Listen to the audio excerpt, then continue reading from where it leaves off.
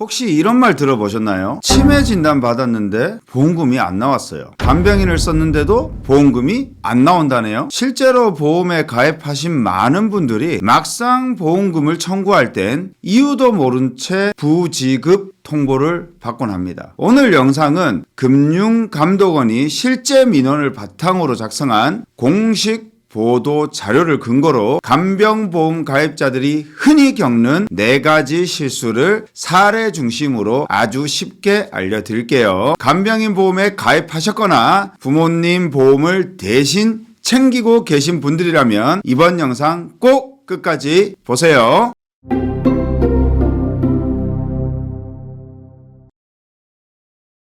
안녕하세요. 보험 전문가 사남매 아빠입니다. 최근 인구 고령화 등으로 사적 간병비 부담이 늘어나서 간병보험에 대한 수요도 지속 증가하는 추세인데요. 이럴수록 간병인 사용을 약관에 나와 있는 내용 그대로 알고 사용해야 불이익을 받지 않을 거예요. 아직 간병인 보험이 나온 지 몇 년 되지 않고 지금도 새롭게 간병인 보험을 출시하는 회사도 있다 보니 손해율을 계산하기가 쉽지 않지만 만약 간병인 보험 손해율이 높아지면 회사는 더욱더 약관을 꼼꼼히 대입해서 보험금을 지급할 겁니다. 여기에 제 생각을 조금 보태자면 지금 실손의료비만 봐도 입원이 필요했는지, 입원 적정성, 이런 치료가 필요했는지 치료 적정성을 따져가면서 보험금을 주는데요. 간병인 보험도 간병인 사용이 필요했는지 사용에 대한 적정성까지 따지지 않을까? 라고 조심스럽게 생각해 봅니다. 특별히 가족 간병은 그 병원에서 제대로 자리를 지켰는지 추가 서류나 여러 가지 자료를 요구할 가능성도 있고요. 예를 들어 독감으로 5일 입원했는데 2, 3일까지는 간병인 사용이 필요했다고 해도 그 뒤부터는 열도 떨어지고 몸도 쉽게 움직일 수 있는데 왜 굳이 간병인을 길게 사용해야만 했나? 그래서 3일치 간병비는 지급하고 나머지는 부지급할 가능성도 있지 않을까요? 이건 어디까지나 제 개인의 생각입니다만 실손보험과 수술비 보험만 봐도 알 수 있어요. 약관의 내용이 없어도 각 회사 홈페이지 공시실에 조사 대상 선정 기준이라고 보험금 받는 기준을 올려놓았잖아요. 암튼 결론은 약관 내용에 맞게 제대로 필요할 때 간병인을 사용한다면 아무 문제는 없을 거예요. 이번에 금감원에서 간병보험 관련 주요 민원 사례를 발표했는데요. 하나씩 살펴보면서 제대로 사용해서 보험금 받는데 어려움이 없도록 미리 확인해 볼게요. 첫 번째, 간병인을 썼다고 보험금이 나오는 건 아닙니다. 먼저 A씨 사례입니다. A씨는 병원에 입원하면서 땡땡땡 간병인 업체를 통해 도움을 받았어요. 그리고 간병인 사용 일당 보험금을 청구했죠. 그런데 보험사에서는 이렇게 말했습니다. 간병비를 실제로 지불한 증거가 없으니 줄 수가 없습니다. 이게 무슨 말일까요? 보험금은 간병인을 썼는지 여부보다는 간병비를 실제로 냈는지 여부를 더 중요하게 봅니다. 보험 약관을 보면 간병인의 정의는 이렇게 되어 있어요. 유상으로 간병 서비스를 제공하는 활동을 하는 자로서 의료법 제3조에 소속되어 급여를 받는 자 또는 사업자를 등록하거나 사업자 등록된 업체를 통하여 간병 서비스를 제공하고 고객이 해당 서비스에 상응하는 비용을 지불하는 것이 확인된 자에 한합니다. 즉 도와준 사람이 가족이거나 지인이거나 심지어 등록되지 않는 업체라면 설령 정말로 간병을 했더라도 보험금은 지급되지 않을 수 있어요. 약관의 정확한 조건을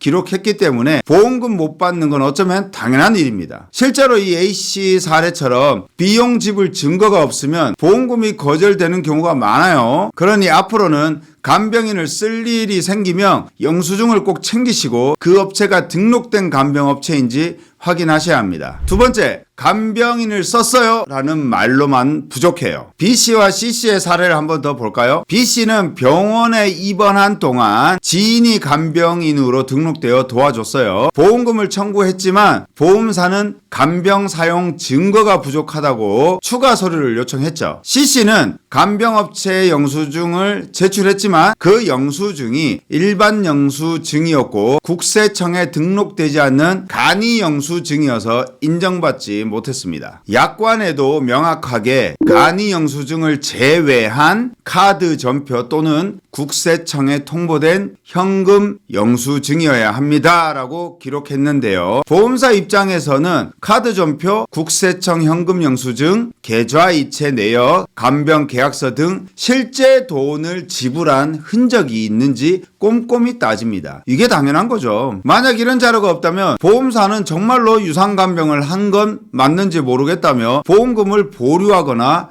거절할 수 있어요. 그러니 간병인을 쓰신다면 꼭 사업자 등록된 곳에서 받고 국세청에 등록된 현금 영수증이나 카드 전표를 꼭 챙기세요. 세 번째, 병원에서 간호간병 통합 서비스 받으면 보험금이 안 나올 수 있어요. 다음은 D씨의 사례입니다. D씨는 땡땡 병원에서 입원하면서 간호간병 통합 서비스를 이용했어요. 이건 요즘 병원에서 많이 제공하는 제도죠. 간호사가 간병까지 같이 해주는 시스템입니다. 보호자 없이도 입원이 가능한 점이 장점이죠. 하지만 보험금 청구를 했더니 이 서비스는 보험금 대상이 아닙니다라고 거절당했습니다. 왜일까요? 보험약관을 보면 의료법 제4조의 2에 따른 간호간병 통합 서비스는 간병 서비스로 보지 않는다고 되어 있어요. 즉 이건 국가가 관리하는 공공 서비스에 가까운 내용이라 사적 간병인이 아닌 걸로 본다는 거죠. 사적인 간병인, 즉 내가 돈을 주고 직접 고용한 간병인이 아닌 이상 간병인 사용 일당 특약에서는 보험금이 지급되지 않습니다. 하지만 만약 이 간호간병 통합 서비스 자체를 보장하는 특약에 가입해 두셨다면 보험금이 나올 수 있으니 가입한 보험을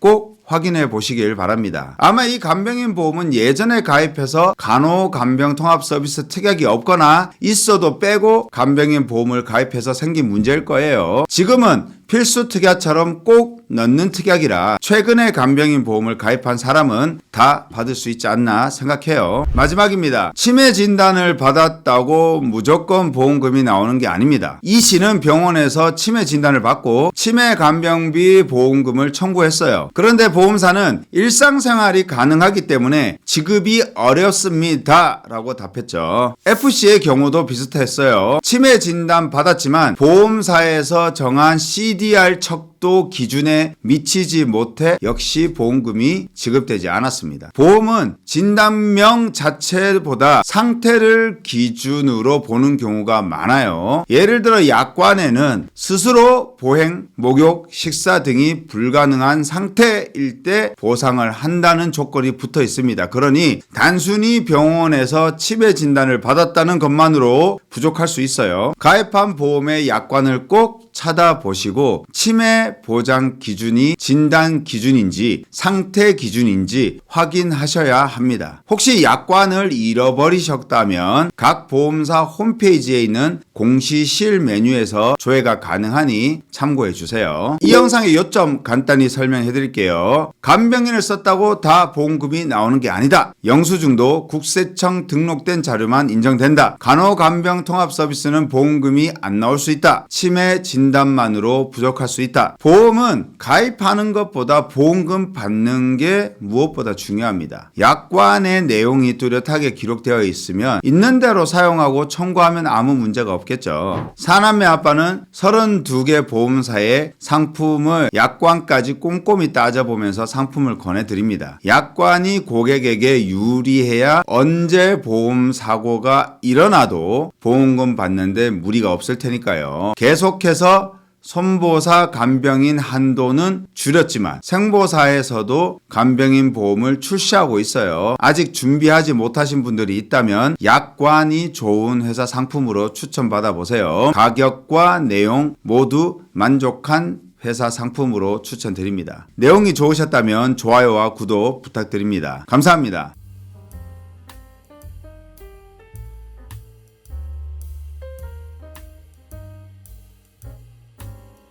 본 광고는 심의 기준을 준수하였으며 유효기간은 심의일로부터 1년입니다.